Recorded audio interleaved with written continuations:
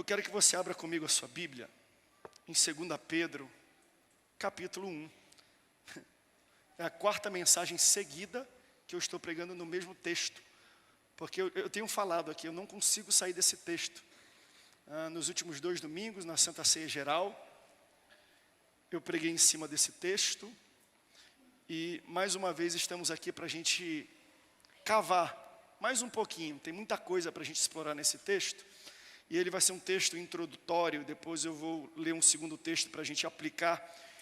Mas, 2 Pedro capítulo 1, versículo 5, diz assim, acompanhe comigo na sua Bíblia, no seu aplicativo, e daqui a pouco no telão, 2 Pedro capítulo 1, versículo 5, diz o seguinte: concentrando todos os seus esforços, acrescentem à fé que vocês têm virtude, à virtude o conhecimento, ao conhecimento o domínio próprio, ao domínio próprio a perseverança, à perseverança a piedade a fraternidade, e a fraternidade o amor, porque essas qualidades, versículo 8, estando presentes e aumentando cada vez mais, farão com que vocês não sejam inativos, nem infrutíferos no pleno conhecimento do nosso Senhor Jesus Cristo.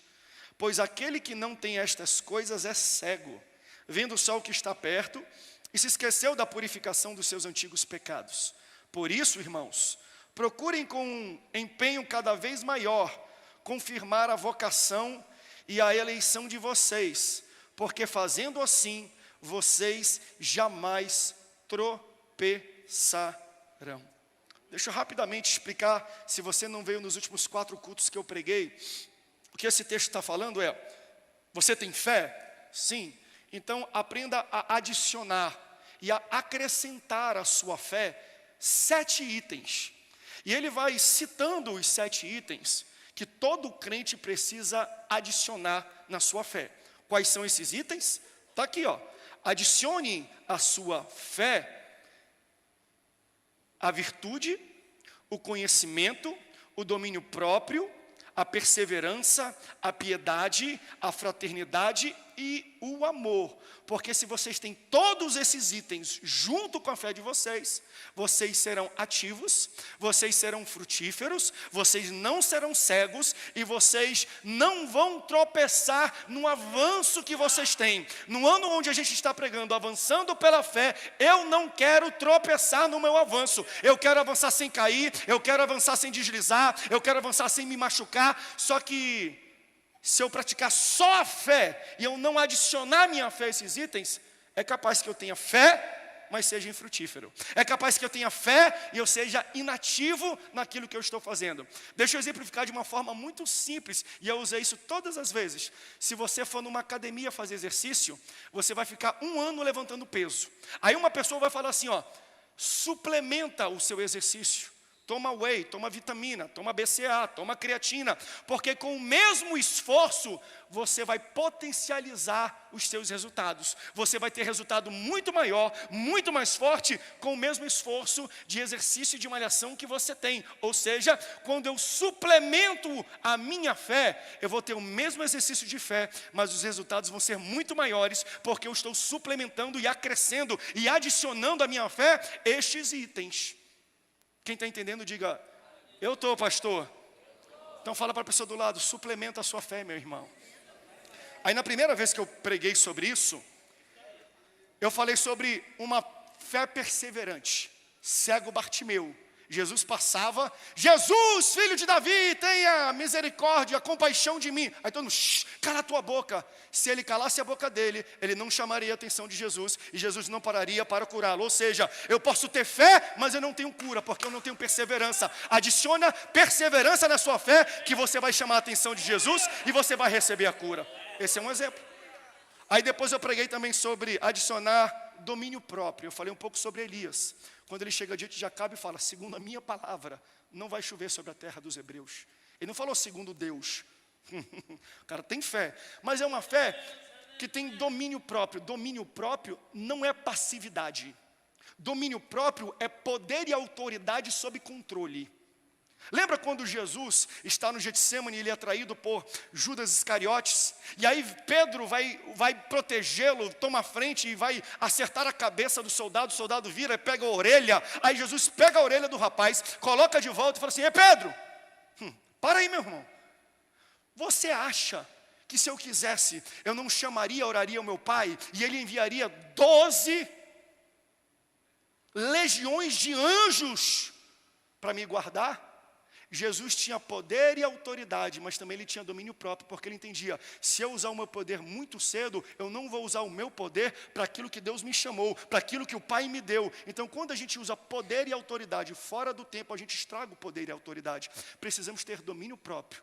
Não é ser um molenga, mas é entender: não chegou a hora, é poder sobre domínio. Aí depois, eu preguei, neste domingo, sobre adicionar conhecimento. Porque Jesus está com os seus discípulos e ele amaldiçoou uma figueira lá em Betânia. Todos conhecem essa história. Dentro de 24 horas, o Senhor amaldiçoa e ela seca. A minha pergunta para você é: qual é a utilidade, qual é a finalidade de Jesus amaldiçoar uma árvore? Por que Jesus vai gastar tempo amaldiçoando uma árvore? Ele não faz aquilo para exibir o seu poder. Ele faz aquilo para demonstrar uma lição para os discípulos. Toda vez que Jesus faz um milagre, uma maravilha, não é para mostrar para os outros o poder que ele tem, mas é mostrar para você e para mim o que nós conseguimos fazer se a gente colocar em prática a fé que Jesus colocou. Se você abrir a sua boca para algo e algo acontecer, é isso que a fé faz. É por isso que depois ele fala: se você falar um monte, sai daqui e vai para lá, assim será. Ou seja, a minha fé não é só feita para trazer coisas para a minha vida, porque nós aplicamos a nossa fé para falar: Senhor, eu preciso de cura, Senhor, eu preciso de dinheiro, Senhor, eu preciso de uma intervenção. Nós usamos a nossa fé para pedir que Deus coloque na nossa vida algumas coisas, mas o que Jesus está ensinando é: não use a sua fé apenas para pedir e colocar coisas na sua vida, mas para tirar coisas da sua vida. Porque a fé move coisas. Aí a gente ora: Senhor, cura. Aí o Senhor fala: meu filho, usa a tua fé e expulsa a enfermidade que está na tua vida, porque a tua fé é feita para tirar coisas que estão no meio do seu caminho. Aí, quando ele vai ensinar, mas sabe qual é o ensinamento da figueira ser seca? Ele fala assim: ó, tenham fé em Deus. Não é apenas ter fé, mas saber direcionar a sua fé. Aí eu falei que Martinho Lutero falou assim: às vezes, para a gente, o aprendizado da fé não requer que a gente estude mais sobre fé, mas estude mais sobre Deus, que é o autor e consumador da nossa fé. Porque se eu entender muito sobre fé e pouco sobre Deus, eu não sei para quem eu direciono a minha fé, porque o poder da fé não está em quem tem fé, o poder da fé está naquele que você deposita a sua fé. Então, às vezes, o que nós precisamos é pregar menos sobre fé e mais sobre Deus, porque as pessoas precisam aprender mais sobre o Deus, que é o início e é o fim da fé que Ele te dá. É Ele que te deu fé e para Ele a sua fé é apontada. Então eu falei, precisamos ter conhecimento e adicionar o conhecimento à nossa fé. 3 suplementos e agora eu quero entrar no 4º suplemento. Amém? Eu quero falar sobre piedade, porque ele fala: adicione à sua fé um pouco de piedade. Fé piedosa. Piedade tem significados interessantes, porque o primeiro significado de piedade é devoção às coisas religiosas. Isso é bonito. E ao mesmo tempo é compaixão pelo sofrimento alheio, altruísmo. É você ter misericórdia, é você fazer boa obra para os necessitados. Porque a fé sem obras, ela é morta. Então ele fala: você precisa adicionar a piedade. Tem que olhar para o outro e se compadecer pelo outro e ajudar o outro. Com obras, você adiciona a piedade à sua fé, a sua fé vai ser mais forte. Quem é que tem na Bíblia uma fé piedosa? Eu quero ler com você Atos capítulo 9, versículo 36 ao 42. Atos 9, 36 a 42. Enquanto você encontra na sua Bíblia, só dá as boas-vindas, e é bom ver o pastor Romário aqui e o Adriano. Deus abençoe vocês. Se quiserem, tem lugar aqui na frente, tá, pastores? Alegria. E o acompanhante, qual é o nome? E o Rafael. Deus te abençoe, meu irmão, bom tê-lo aqui. A igreja quer receber esses irmãos lá de São Paulo, vieram aqui para o nosso culto. Estenda a mão em direção aos queridos irmãos, digam: sejam bem-vindos. Atos capítulo 9, versículo 36. Se você encontrou, diga: eu encontrei. E havia em Jope uma discípula chamada Tabita, que traduzido se diz Dorcas. Esta estava cheia de boas obras e esmolas que fazia. E aconteceu naqueles dias que, enfermando ela, morreu. E tendo-a lavado, a depositaram num quarto alto. E como Lida era perto de Jope, ouvindo os discípulos que Pedro estava ali, lhe mandaram 2 homens, rogando-lhes que não se demorasse em vir ter com eles. E levantando-se Pedro, foi com eles, e quando chegou, o levaram ao quarto alto. E todas as viúvas o rodearam, chorando, mostrando túnicas e roupas que Dorcas fizera quando estava com elas. Mas Pedro, fazendo sair todos, pôs-se de joelho e orou. E voltando-se para o corpo, disse: Tabita, levanta-te. E ela abriu os olhos. E vendo a Pedro, assentou-se. E ele, dando-lhe a mão, e a levantou, chamando os santos e as viúvas, e apresentou-lhe a viva. E foi isto notório por toda a Jope. E muitos creram no Senhor. Se você ama a palavra de Deus, diga: eu amo a Bíblia. Dorcas, ou Tabita, mora numa cidade chamada Jope. Aparentemente uma cidade com muitos pedintes, uma cidade com muitas viúvas, uma cidade com muitos necessitados. E o texto fala que esta mulher, ela praticava 2 coisas. Ela praticava boas obras e também esmolas.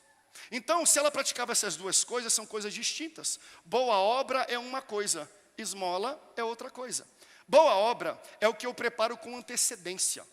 É o que eu faço de maneira intencional. Eu guardo uma roupa, eu pego um sapato, eu compro uma cesta básica, já sabendo que eu vou entregar para uma pessoa necessitada. Eu planejo, eu tenho em mente quem eu vou ajudar. Então, dias antes, eu preparo aquilo, para quando eu encontrar aquela pessoa, eu dar para ela algo que ela está precisando. Isso é uma boa obra. Você prepara com antecedência. Vocês viram o vídeo do 3 Palavrinhas que nós fizemos aqui?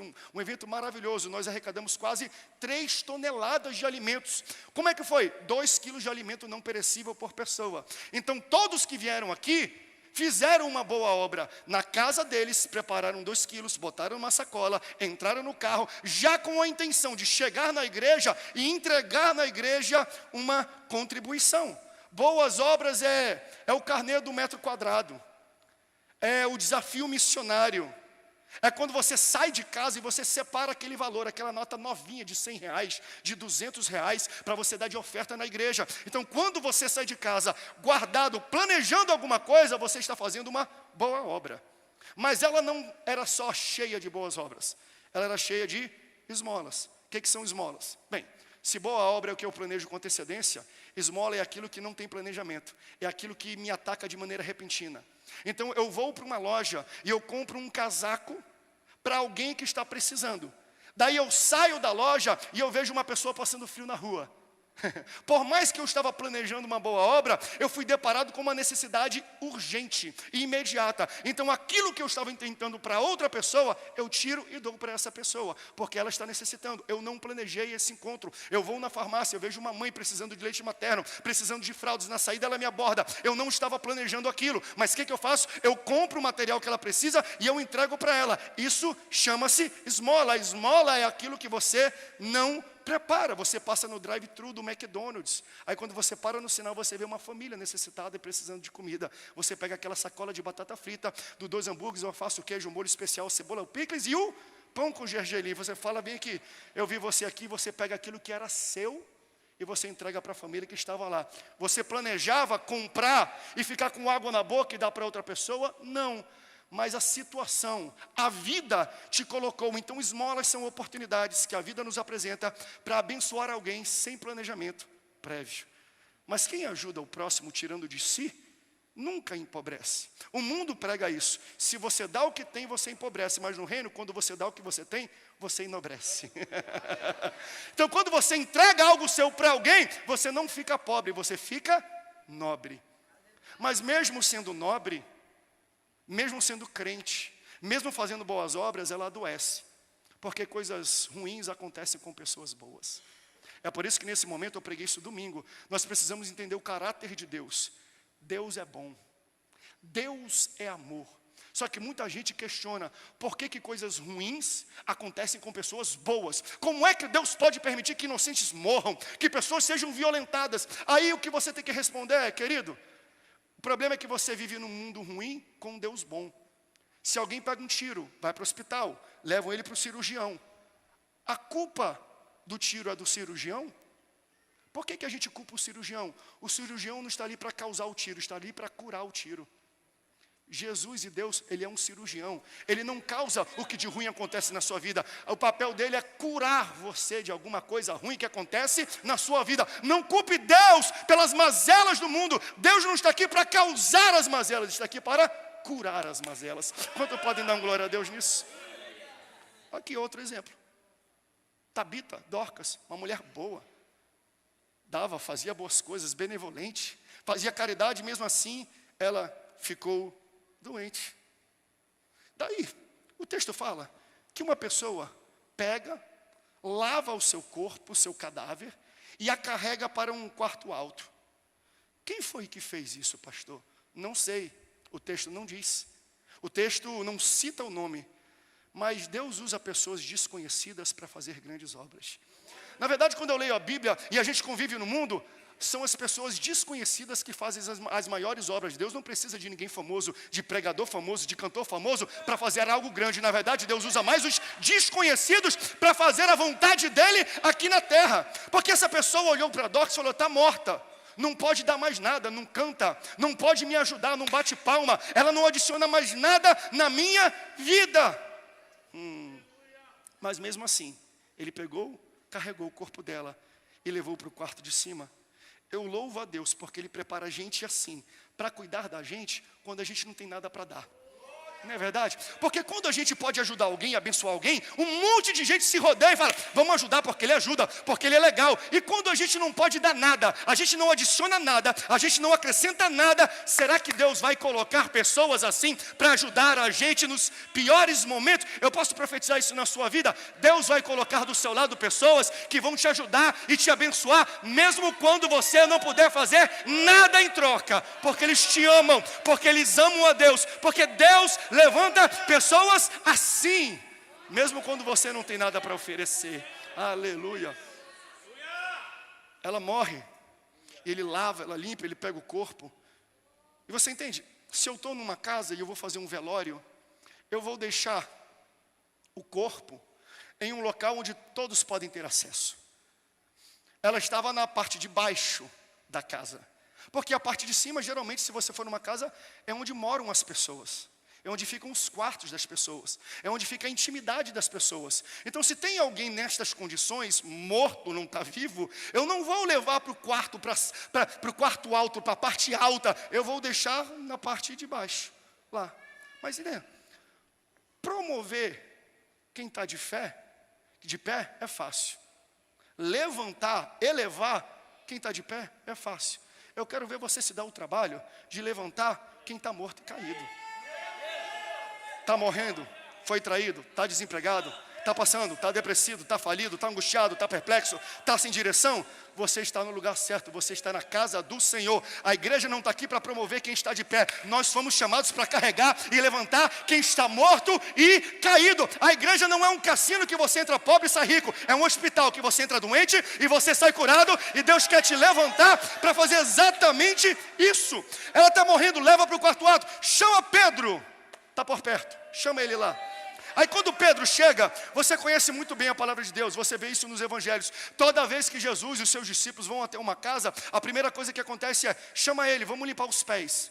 Aí às vezes unge o pé, botam água no pé porque eles estão andando. Naquele tempo não tinha asfalto, naquele tempo era tudo empoeirado, tinha muita lama, tinha muita sujeira. Então o protocolo, a liturgia de quando você chega na casa de alguém, antes de fazer qualquer coisa, eles têm que fazer a higienização, passar o álcool em gel no pé, tem que lavar o seu pé, lavar suas mãos. Às vezes alguém tinha que até comer alguma coisa para depois fazer o resto.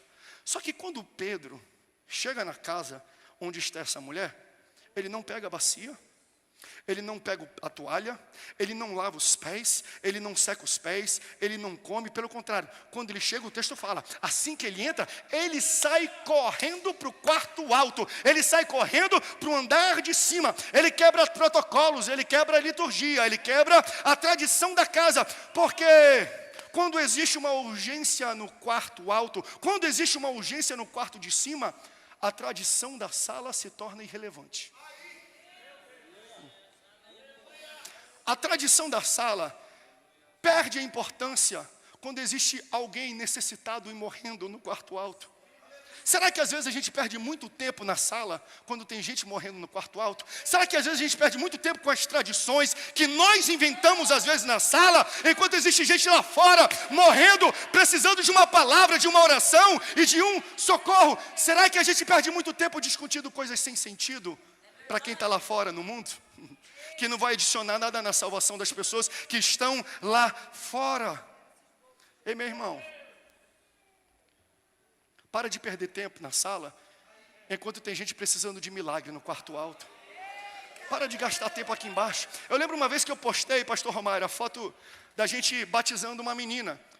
Se nós entendemos que o pai e a mãe dão testemunho de criança, 10 anos, 9 anos, pastor, ama a Deus, lê a Bíblia, é batizado com o Espírito Santo, nós batizamos em águas aqui. Aí eu lembro uma vez que eu estava batizando aqui, tiramos uma foto, botamos na rede social, aí já veio alguém, que absurdo, batizando crianças, não se faz mais pastor da Assembleia de Deus como antigamente. Como eu escuto essa mensagem.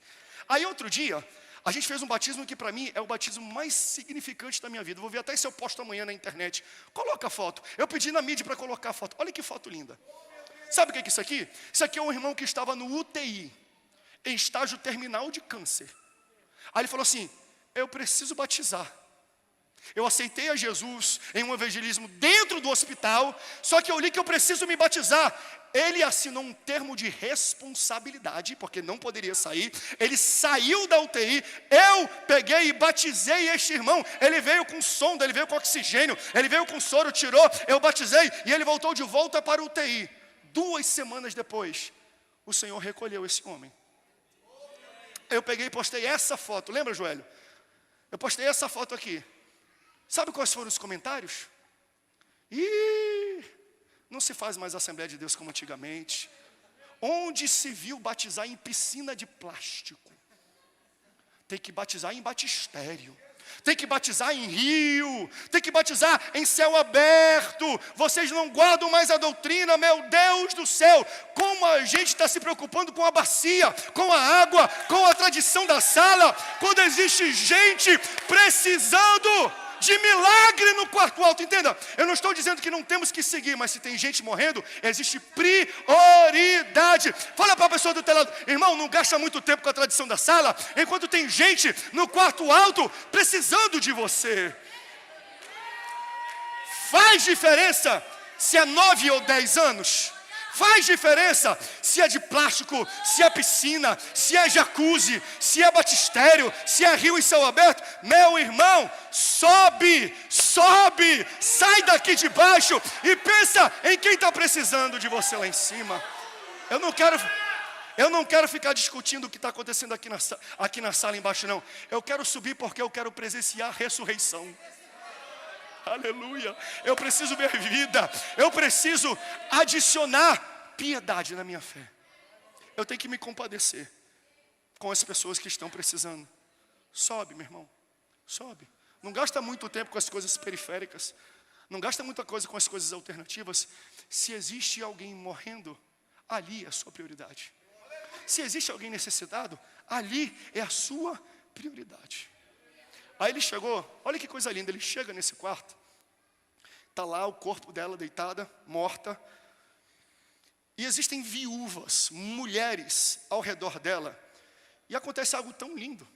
Quando ele sobe, essas mulheres pegam as túnicas, os vestidos, as roupas que ela havia feito e doado para elas, e elas ficam mexendo, mostrando para Pedro aquilo que ela tinha feito quando ela estava viva.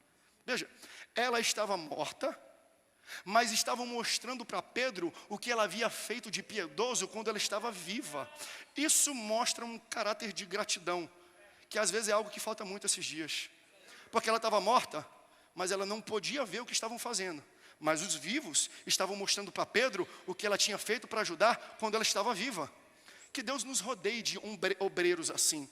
Que Deus nos rodeie de amigos assim. Que Deus nos rodeie de pastores assim. Gente que me honra não na minha frente. Eu não quero que ninguém fale bem na minha frente. Eu quero que alguém fale de mim quando eu estou morto ou caído nas minhas costas. É aí que a gente entende quem de fato te honra.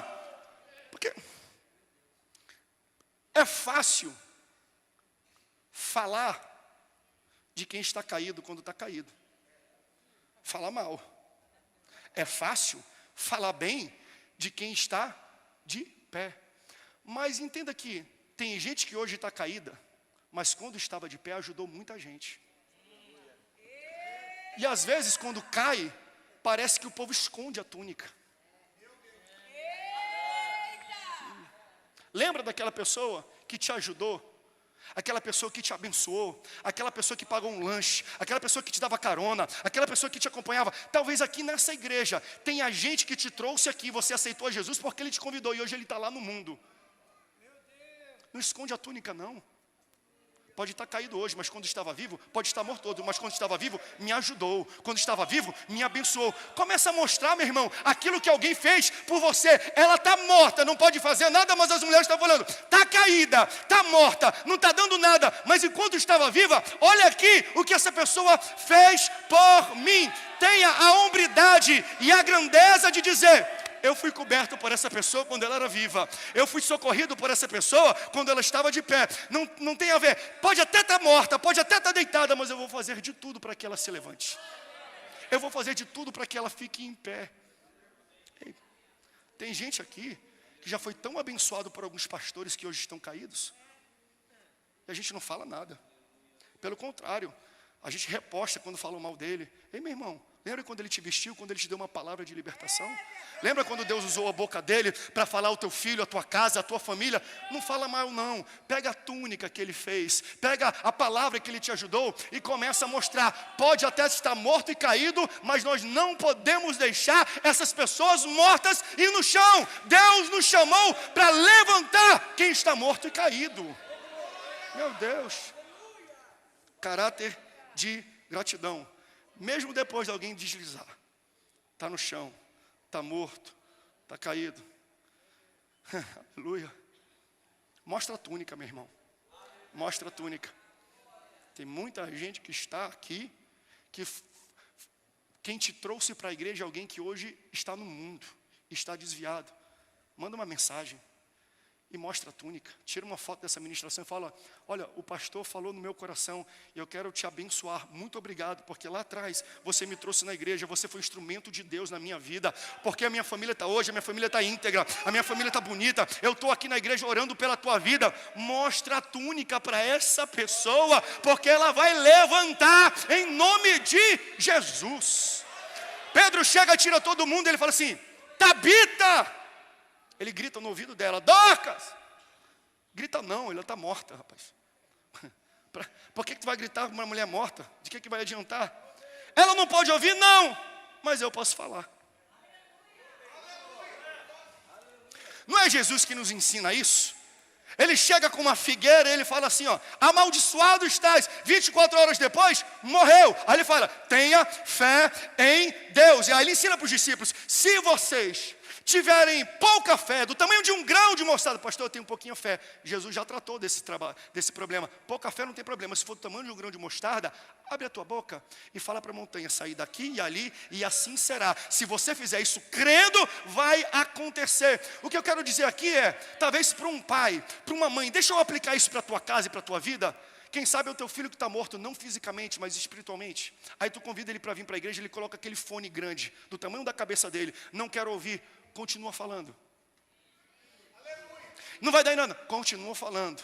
Estava morta, meu irmão, mas ele falou, Tabita, levanta, Dorcas, levanta. Profetiza na tua casa, profetiza para o teu esposo, para a tua esposa, para os teus filhos. Eles não estão surdos não, pode até estar caído, até morto, mas a tua palavra tem poder para ressurgir a fé daquele que está morto e caído.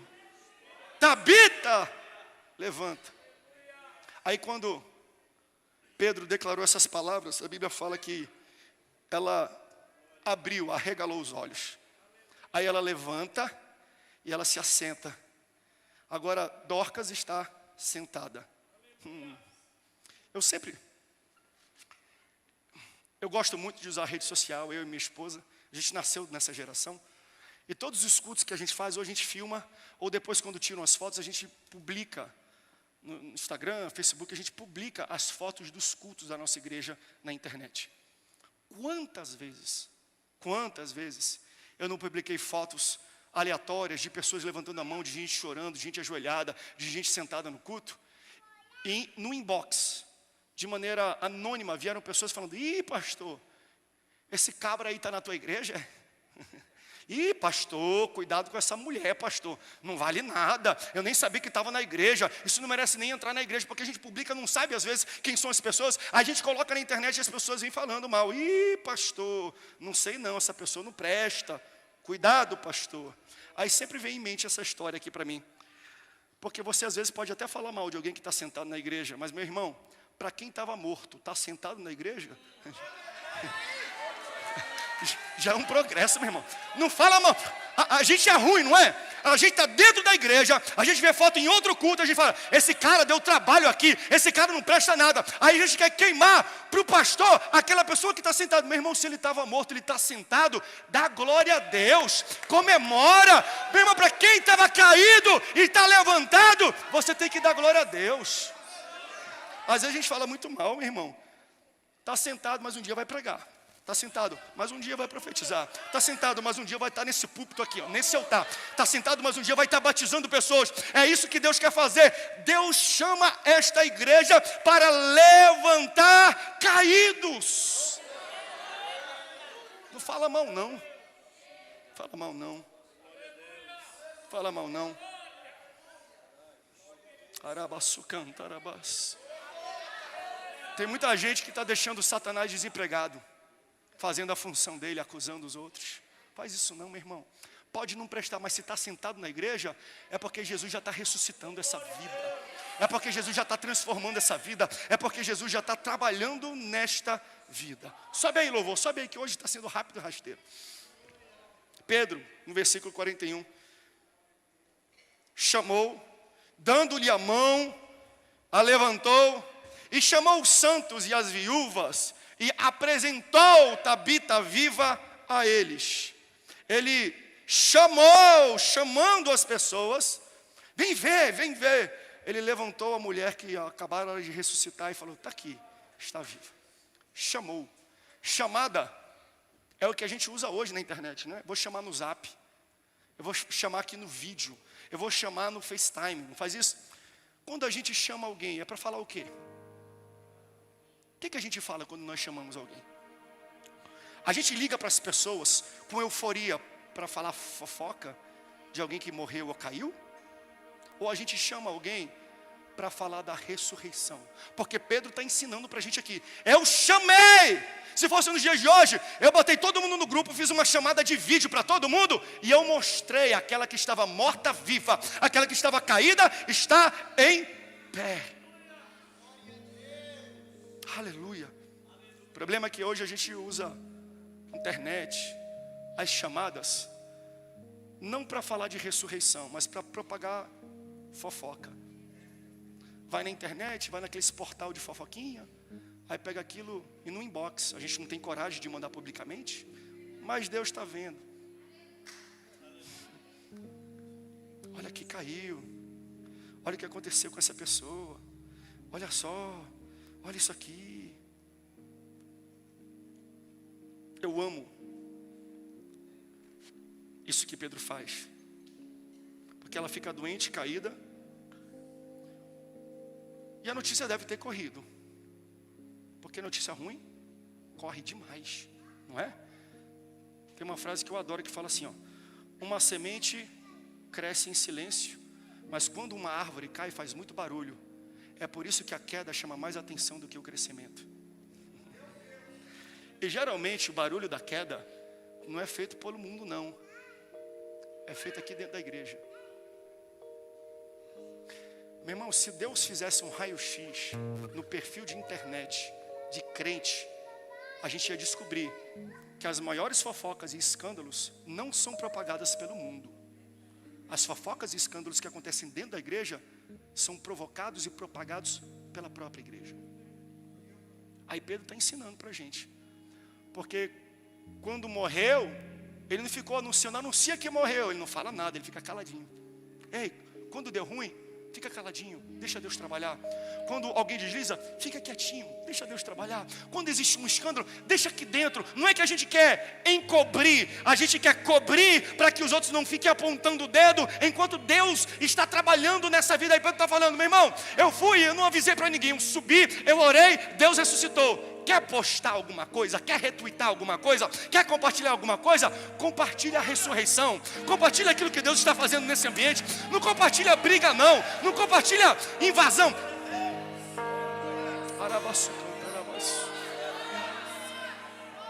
A gente é experimentado um pouco nisso. Não vou nem além, não preciso ir além. Mas já que a gente está interno, por muito tempo se propagou muita coisa errada dessa igreja.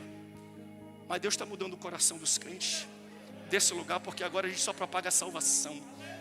A gente propaga o crescimento, a bênção, aquilo que Deus está realizando. Já que você vai botar alguma coisa na internet, bota a gente sendo salvo, adorando, fala que culto maravilhoso, que louvor grandioso, que coisa extraordinária. Meu irmão, usa essa ferramenta que Deus colocou na tua mão, que é esse teu celular, para fazer barulho para as coisas boas. Propaga a ressurreição, a cura que Deus está fazendo em nosso meio. Pedro nos ensina isso. Compartilha isso, irmão, porque o texto fala que ela ressuscitou e isso se tornou notório em toda a Jope, e muitos creram no Senhor. A consequência da propagação de uma boa notícia é que quem ouve crê, mas ao mesmo tempo a propagação de uma fofoca, de uma má notícia, desvia, escandaliza e afasta. Será que Deus, no raio-x dele, vai falar, ó, tu é crente, deu glória a Deus, aleluia, mas aqueles grupos que tu pegava aquelas fofocas e propagava aí, meu filho, tu escandalizou muita gente, tu desviou muita gente. Não, pastor, mas aí daquele de quem vem o escândalo. Mas vem aqui, por que tu tem que botar no grupo do trabalho? Por que tu tem que mostrar para quem é incrédulo? Por que tu tem que propagar para quem é para fora? Olha o que acontece. Mas pastor, é que notícia ruim cresce e se afasta e é propagada muito rápido, mas notícia boa também.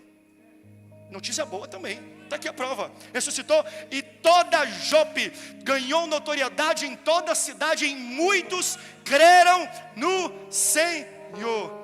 Essa é a notícia que deve sair das nossas bocas. Ela ressuscitou.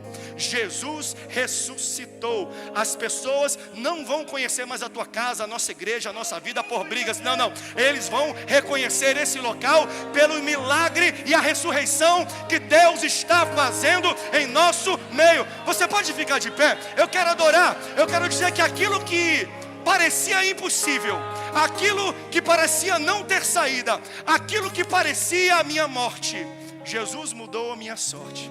Eu sou um milagre, estou aqui.